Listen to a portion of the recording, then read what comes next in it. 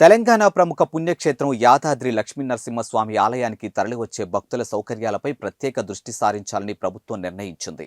భక్తులకు మరిన్ని మెరుగైన సదుపాయాలు కల్పించేందుకు తీసుకోవాల్సినటువంటి చర్యలపై నివేదికను రూపొందించేందుకు సమయత్వం అవుతూ ఉంది. ఇక కొన్ని సౌకర్యాల విషయంలో భక్తుల నుంచి భిన్నాభిప్రాయాలు వ్యక్తమవుతున్న నేపథ్యంలో అధ్యయనం చేయించాలంటూ దేవాదాయ శాఖ మంత్రికి ప్రతిపాదనలు అందాయి. ఇక ఈ సదుపాయాలపై భక్తుల నుంచి స్పందన ఏ విధంగా తీసుకోవాలన్నా దానిపై అధికారులు మేధోమథనం చేస్తూ ఉన్నారు. ఆలయ ప్రాంగణంలో అక్కడక్కడ కియోస్కోలను ఏర్పాటు చేయడమా లేక ఆన్లైన్ ద్వారా స్పందనను నమోదు చేయడమా అన్న అంశాలపై త్వరలో స్పష్టత రానున్నట్లు తెలుస్తుంది.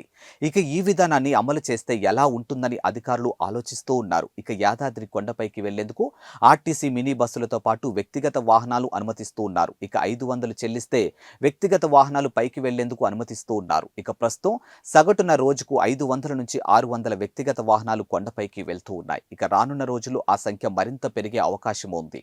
ఇక భవిష్యత్తులో పార్కింగ్ సమస్య, కాలుష్యం మరింత పెరుగుతుందనే భావనతో ఉన్న అధికారులు కొండ కిందే పార్కింగ్ సదుపాయాన్ని కల్పించేలా సూచనలు చేస్తూ ఉన్నారు. ఇక బస్సుల సంఖ్యను పెంచడం ఒక మార్గంగా అధికారులు సూచిస్తూ ఉన్నారు.